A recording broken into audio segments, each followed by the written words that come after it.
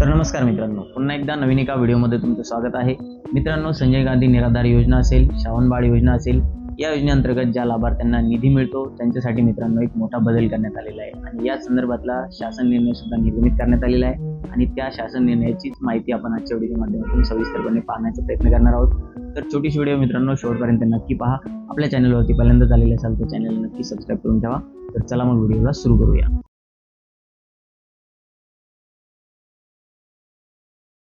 तर बघा मित्रांनो, संजय गांधी निराधार अनुदान योजना व श्रावणबाळ सेवा राज्य निवृत्ती वेतन योजना या योजनेतील लाभार्थ्यांना अर्थसहाय्याचे वितरण DBT पोर्टलद्वारे करण्याबाबत हा शासन निर्णय घेण्यात आलेला आहे.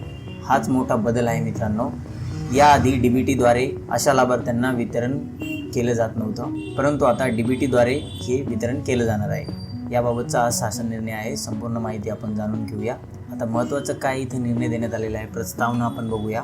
सामाजिक न्याय आणि विशेष सहाय्य विभागाअंतर्गत राज्य पुरस्कृत संजय गांधी निराधार अनुदान योजना व श्रावणबाळ सेवा राज्य निवृत्ती वेतन योजना या योजना आणि केंद्र पुरस्कृत इंदिरा गांधी राष्ट्रीय दिव्यांग निवृत्ती वेतन योजना, इंदिरा गांधी राष्ट्रीय विधवा निवृत्ती वेतन योजना, इंदिरा गांधी वृद्धापकाळ निवृत्ती वेतन योजना या योजना राबवण्यात येत आहेत.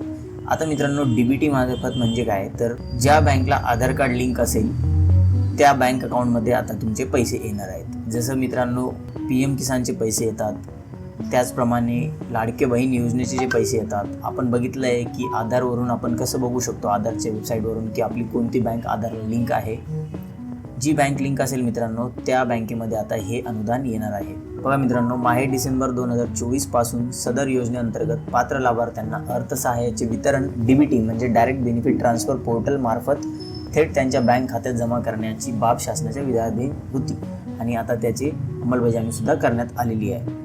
मित्रांनो, क्षेत्रीय स्तरावरून दिनांक 19 डिसेंबर 2024 पर्यंत DBT पोर्टल म्हणजेच ऑनबोर्ड झालेल्या लाभार्थ्यांची संख्या 27,15,796 इतकी आहे. त्या अनुषंगाने मित्रांनो DBT पोर्टलवर ऑनबोर्ड म्हणजे आधार व्हॅलिडेट झालेल्या, आधार लिंक असलेल्या बँक खात्यांमध्ये लाभार्थ्यांना माहे डिसेंबर 2024 व जानेवारी 2025चे अर्थसहाय्य DBT मार्फत करण्याचा शासनाने निर्णय घेतलेला आहे.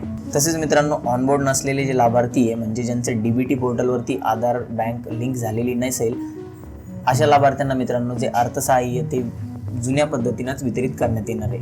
तर घाबरण्याचं कारण नाही आहे.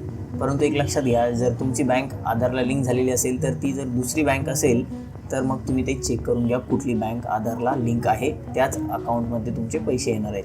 हे एक मित्रांनो महत्त्वाचा मुद्दा आहे. दिनांक मित्रांनो 19 डिसेंबर 2024 पर्यंत ऑनबोर्ड झालेल्या संजय गांधी निराधार अनुदान योजनेतील लाभार्थ्यांची जी संख्या आहे ती 12,36,425 इतकी आहे. तर मित्रांनो, श्रावणबाळ सेवा राज्य निवृत्ती वेतन योजनेतील लाभार्थ्यांची संख्या 14,79,336 इतकी आहे. अशा मित्रांनो एकूण 27,15,791 लाभार्थ्यांना डिसेंबर 2024 या महिन्याचे अर्थसहाय्य DBT पोर्टल मार्फत थेट त्यांच्या बँक खात्यात जमा करण्याकरिता 408.13 कोटी एवढा निधीची आवश्यकता आहे. मित्रांनो, या GRची लिंक आपण व्हिडिओच्या डिस्क्रिप्शन बॉक्समध्ये सुद्धा दिलेली आहे. जर आपल्याला सविस्तर माहिती वाचायची असेल डाउनलोड करून GRला, तर व्हिडिओच्या डिस्क्रिप्शन बॉक्स नक्की चेक करा. दिलेली माहिती जर आपल्याला आवडली असेल तर व्हिडिओला नक्की लाईक करा. आपल्या चॅनलवरती पहिल्यांदाच आलेले असेल तर चॅनल नक्की सबस्क्राईब करून ठेवा. भेटूया मित्रांनो नवीन माहितीसह नवीन व्हिडिओमध्ये. धन्यवाद मित्रांनो.